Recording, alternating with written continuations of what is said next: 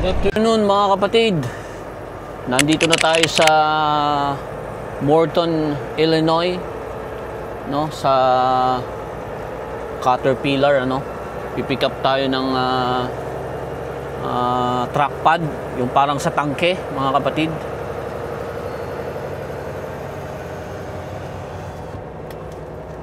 Yung yan, yung ganun. Yung parang ano, gulong ng tangke, ano. So, 2 piraso, 32,000 pounds ang bigat niya, no? So, malaking kumpanya to, no? Mga parts ng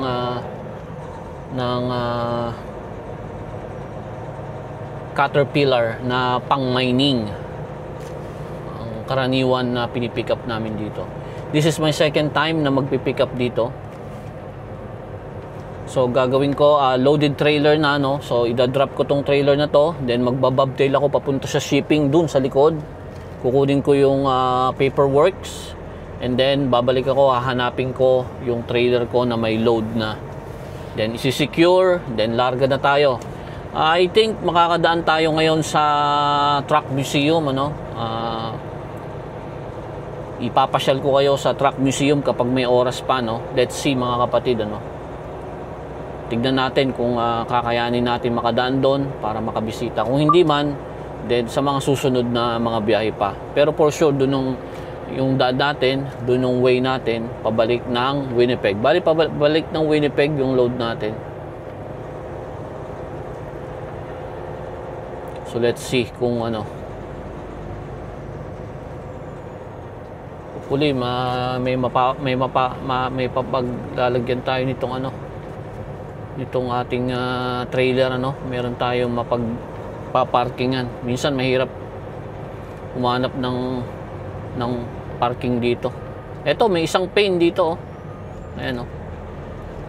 May isang pane na nakapark.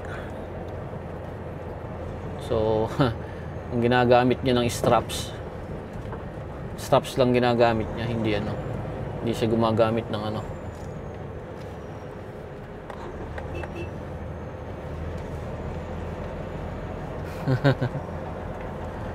Hindi siya gumagamit ng ano, ng chain, no. Pero ito sa tingin ko ang load natin, ito 2 piraso lang eh, and the rest naman yan, may pain din doon, 2 piraso din. Pero I think ito, so dito tayo magpapark sa tabi dito, and then kukunin ko muna yung ano, yung aking paperworks. Pwede ba doon? Tingnan ko nga.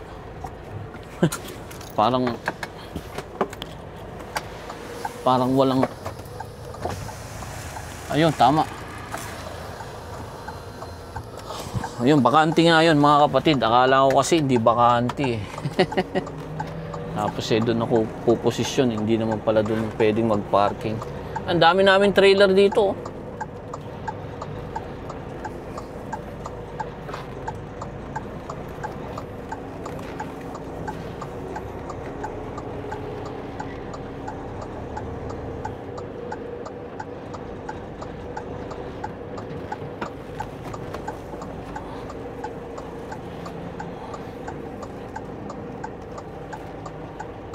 Natin to, salamin natin. Mas naduduling ako eh, kasi nasa pagitan siya ng 2 trailer eh.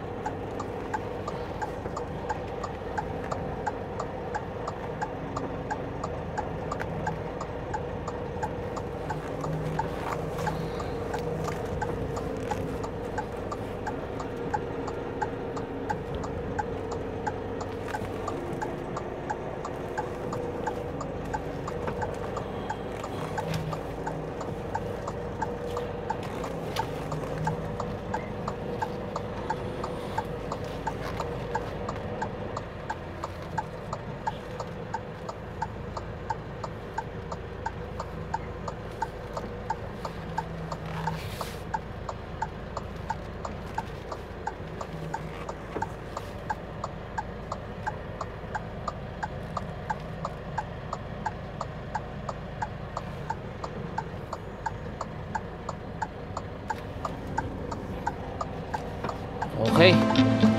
Ayan, ayos mga kapatid.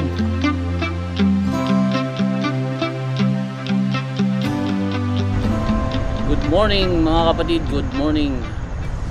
Magbabike tayo kasi naka-reset tayo ngayon. Nandito tayo sa malapit ako sa Morton yung Loves dito. Kalimutan ko kung anong Loves to.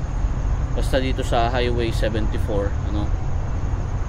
Or I-80, I believe. Yeah. I think this is I-80. O I-74. Hindi ako sure. Pero yeah,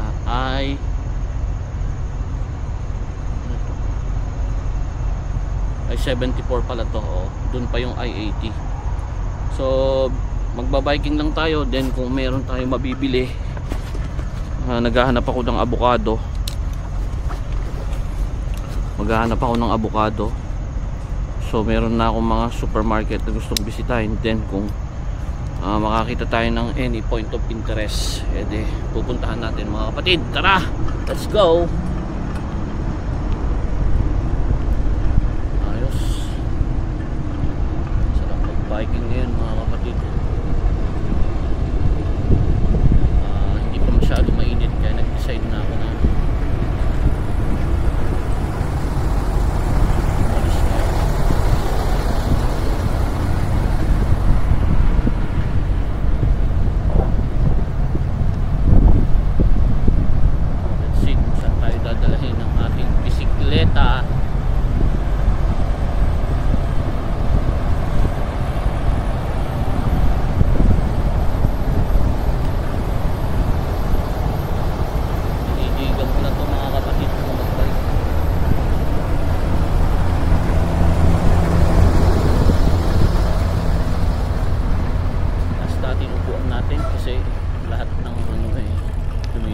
sa tuhod natin.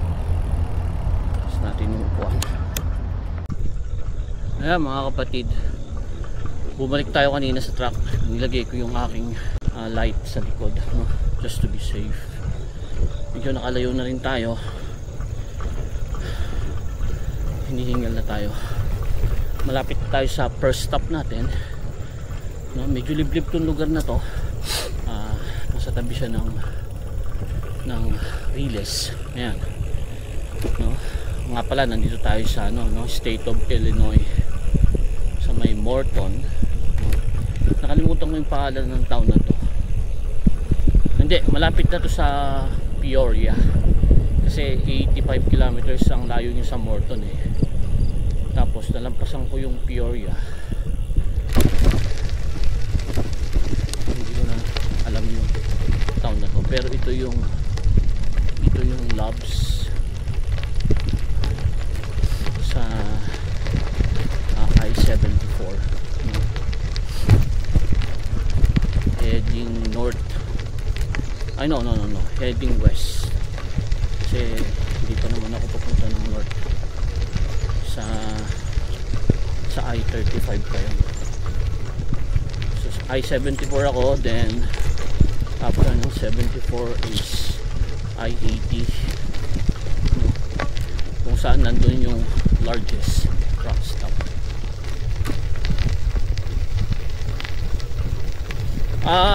Gusto ko rin palang sagutin mga kapatid. Maraming tatanong sa akin about pagpunta rito sa Canada, no? Di naman lingid sa kalaman ninyo na tourist akong pumasok dito, no? May mga nagtatanong kasi hindi pa bagong mga subscriber natin, no? Mga kapatid natin. Pumasok kasi ako sa Canada is as tourist, no? Hindi ako truck driver talaga. Dito na lang ako naging truck driver sa Canada.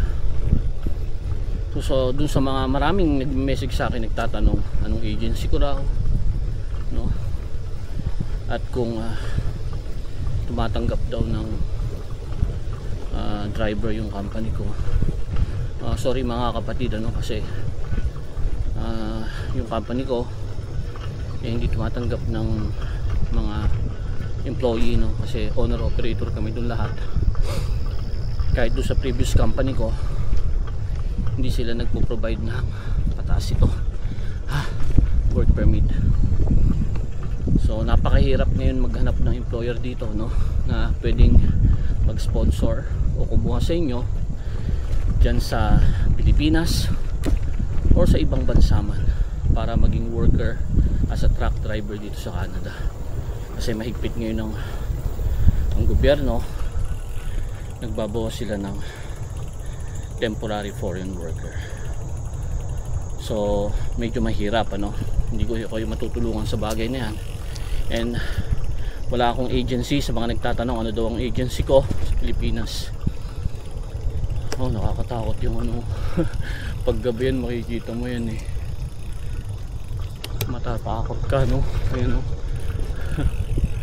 Ayun, no. Hello, tatang. Baka gumalaw yung mata, no. Yun nga, dahil nga ayun pa, tourist akong pumasok, wala akong agency sa Pilipinas. Pero may mga agency na nagpapalis dyan papunta dito, no. Mga company na yun is yung Big Freight at yung Kelsey, no. Yung agency is dyan sa may Ortigas.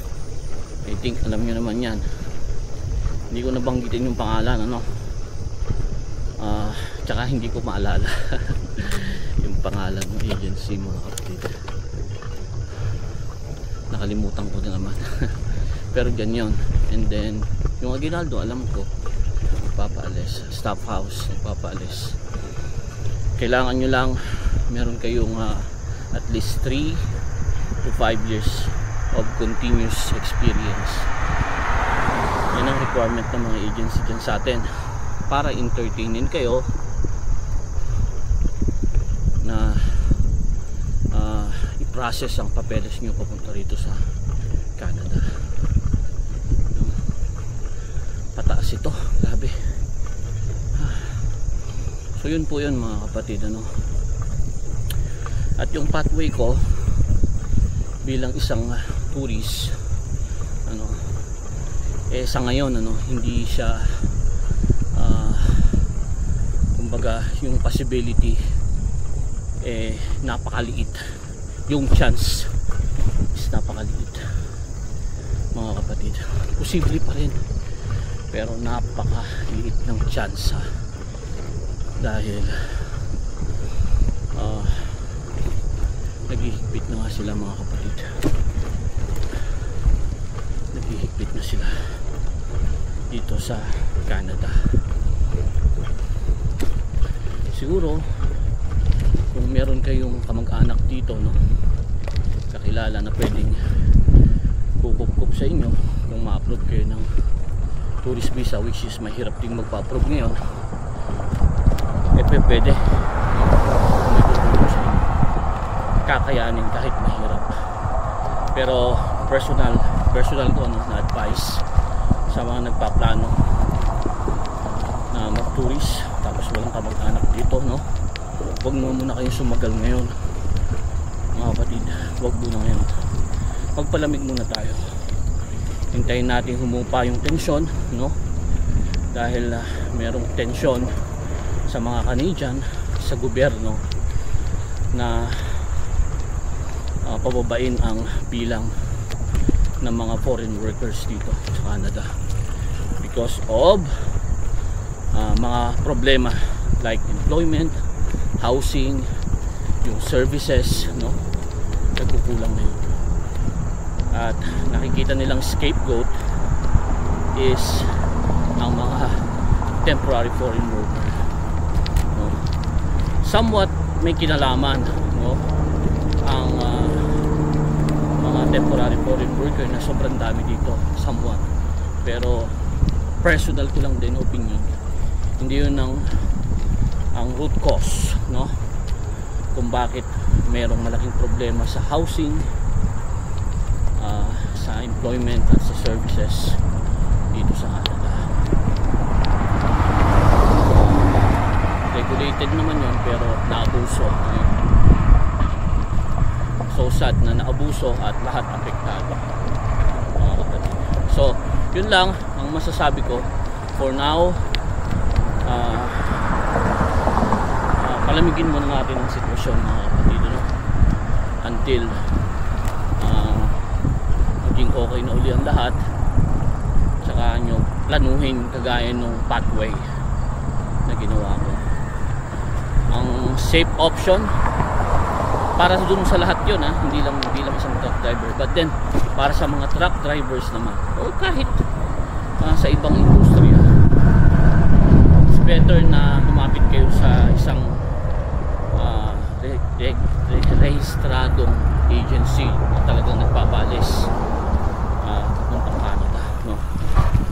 Yun ang pinaka best way, or mag-apply kayo as immigrant or yung ibang pathway. Student, viable pa rin ang student, magastos nga lang, ano?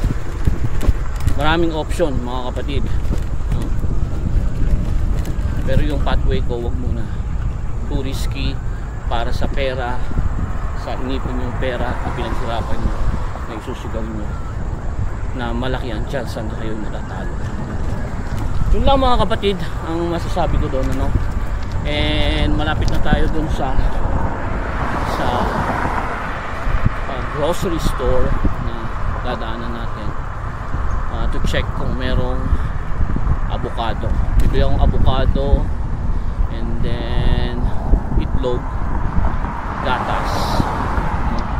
Meron pa tayong food sa truck. Hindi natin kailangan ng maraming food kasi Saturday ngayon, ano, bukas babiyahe na tayo ulit bukas, and by Monday ng hapon nasa Winnipeg na tayo, mga kapatid.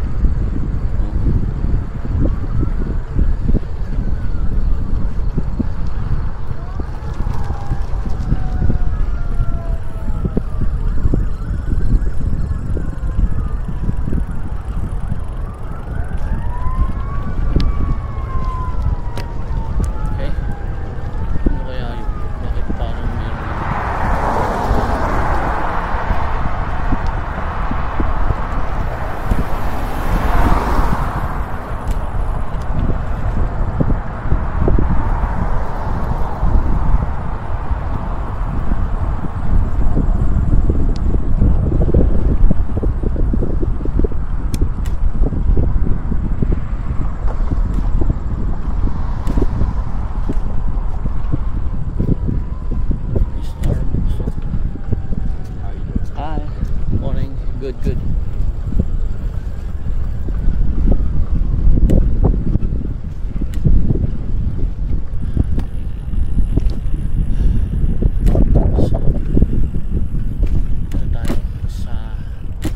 Hy-Vee. Siguro dito lang tayo pupunta, mga kapatid, ano, kasi mamaya mainit na. Baka hindi natin kakayanin ang init mamaya.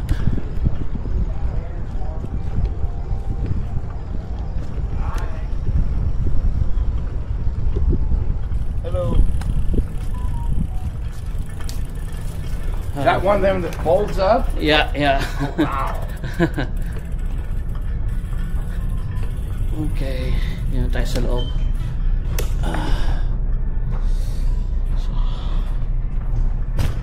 Oh, you're gonna put that here? Yeah. Right?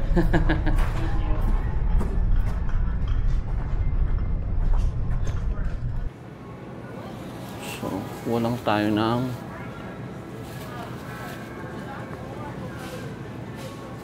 kasi dadaan na lang tayo ng Walmart para bumili.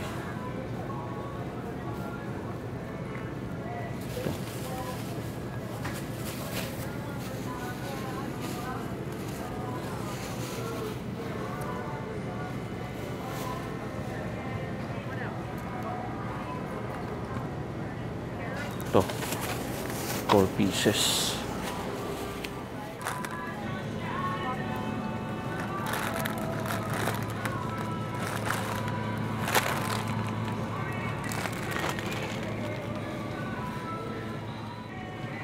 Ito, ano kaya ito? Avocado, ano na ito?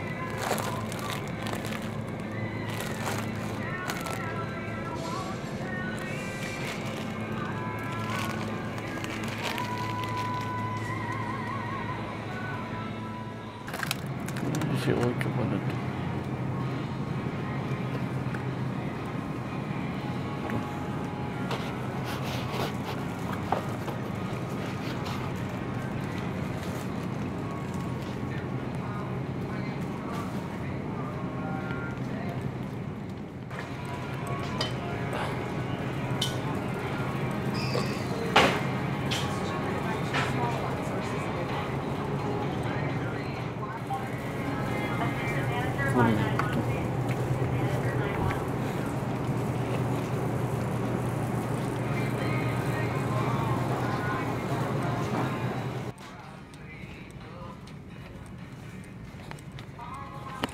Do you accept tap here, ma'am?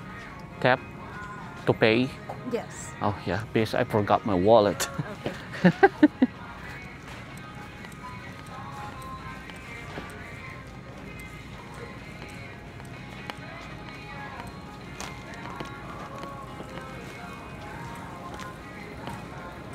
Card payment only. Ito, dito pala, pwede. Dito na lang tayo.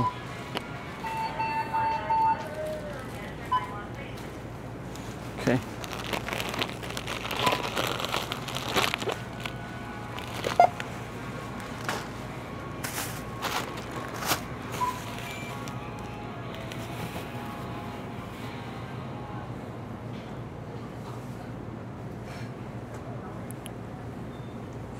Where to find this?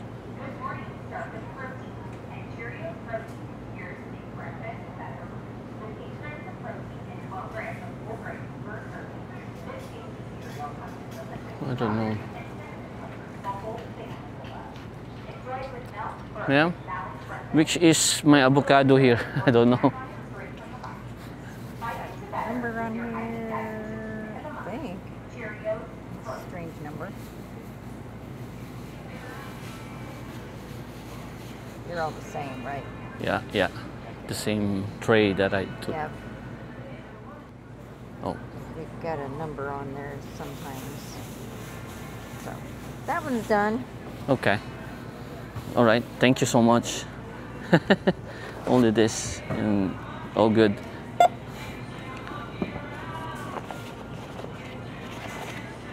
Right. And I hope I And can. the tap to pay.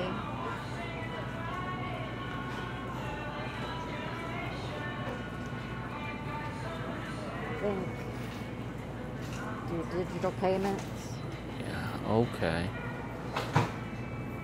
and then you can scan it over here. Oh.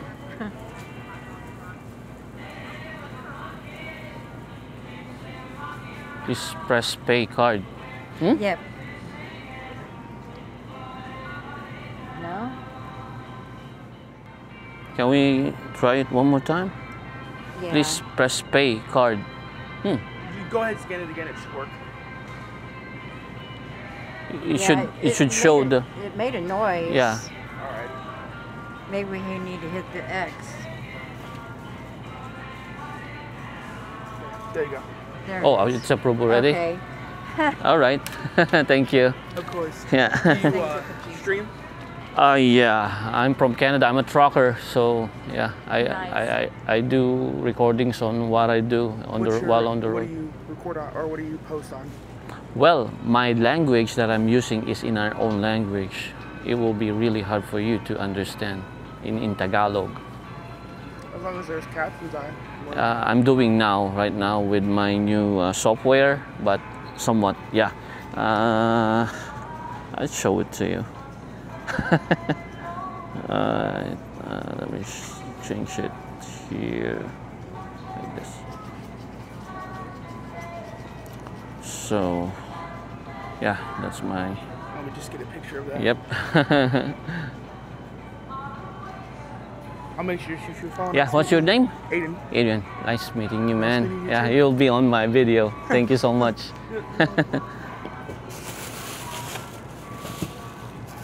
So, bait sila dito, no?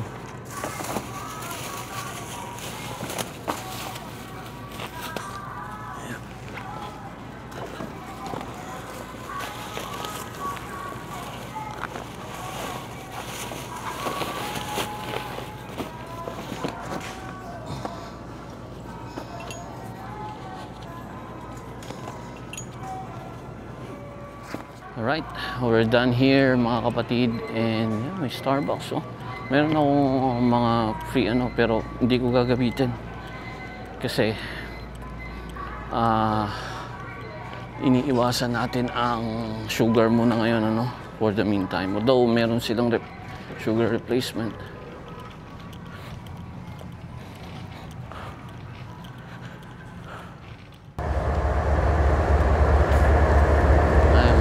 Tren, no? Ayan.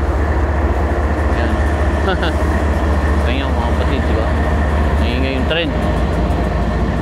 Yung tren, ano?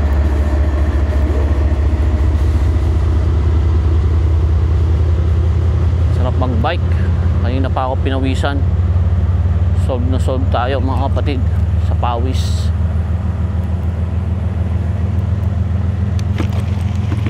Delikado lang itong bike ko sa mga gravel eh. Baka dumausdos. Galos-galos ako nito sigurado pag dumausdos ako.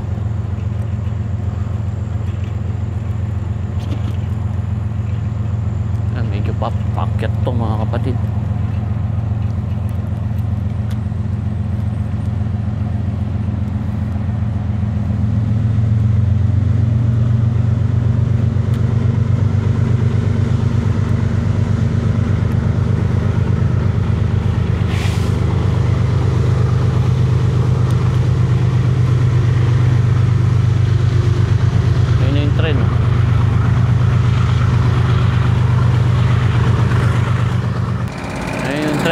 Dito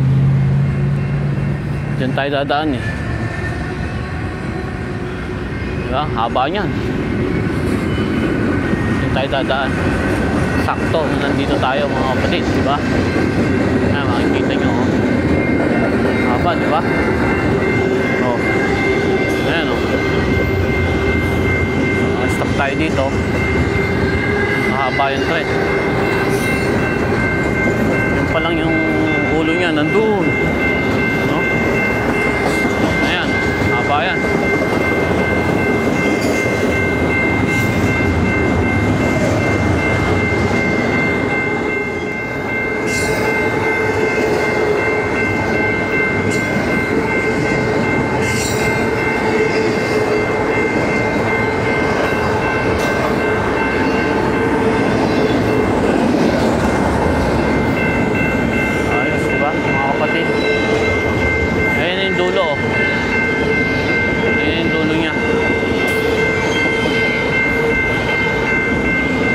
Time ko to na nakatayo ako sa railroad crossing na may dumadaan na tren dito sa US to ha. Nasa US tayo mga kapatid.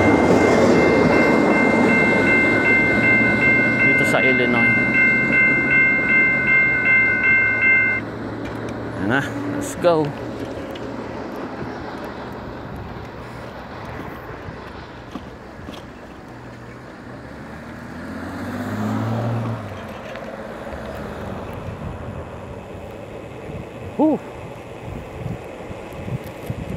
Sarap mag-bike mga kapatid, ano?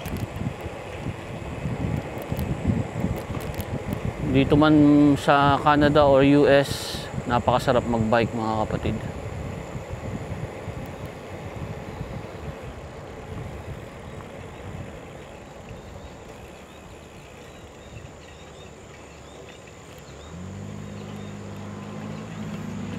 Ang pataas na naman.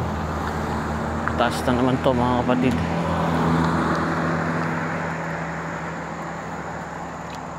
Ano na to?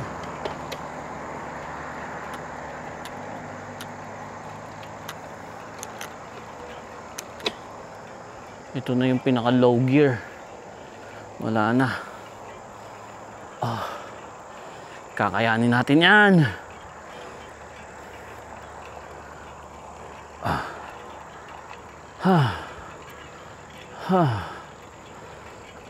Maraming packet dito, doon pa.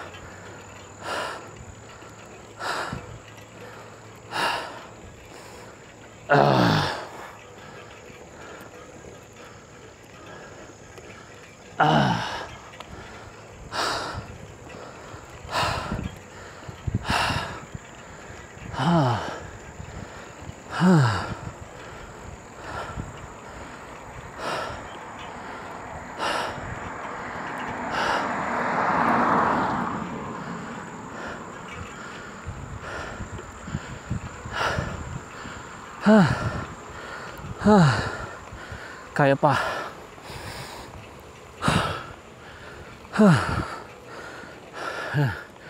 Paakyat pa rin to. Pero gumaan na ng konti.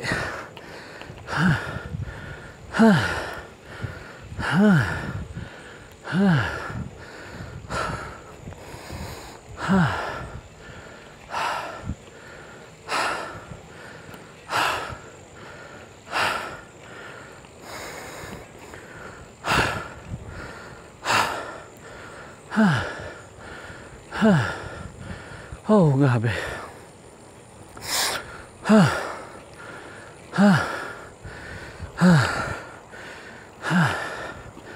Grabe yun.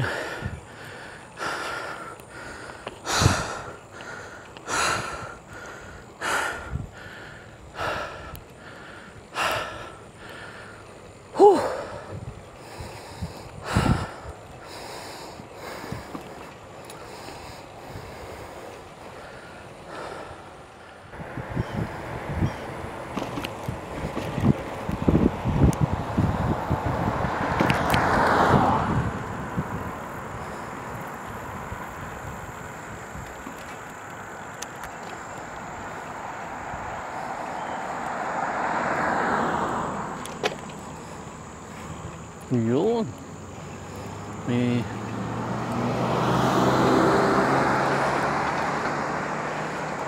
mabigat yung kanina eh, no?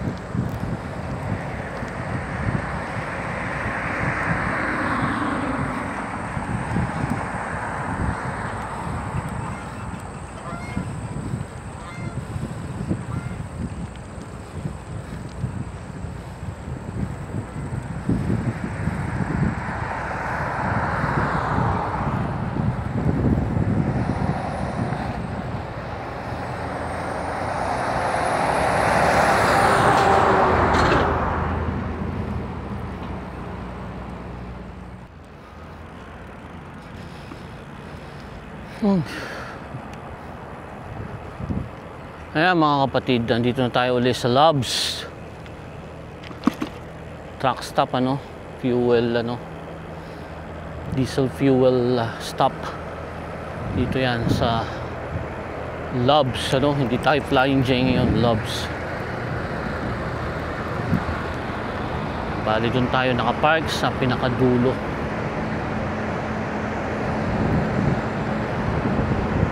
Malalawak ang parking lot ng ano, ng Loves. Mas maganda ang Loves talaga. Halos dumadami na rin ang Loves eh. Ayun, si Alex, meron nang tumabi sa atin na isang truck. Hopefully hindi reefer yan, ano.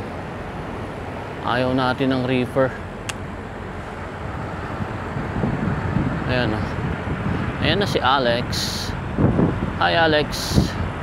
2 weeks nang walang ligo si Alex, no?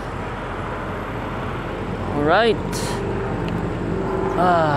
So yan yung load natin mga kapatid, ano, kung makikita nyo.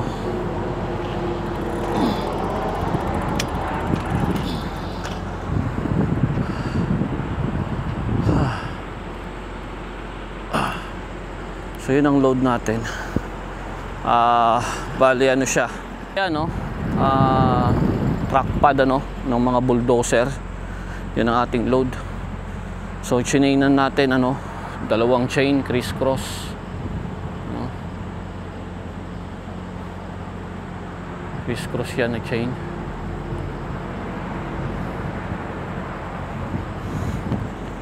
And kung makikita nyo dito naman mga kapatid, ayan, binaba ko yung landing gear nya, no? And then binaba ko yung suspension para yung bigat is nandyan lang siya, no? Wala dun sa suspension natin, wala din sa gulong natin, ano?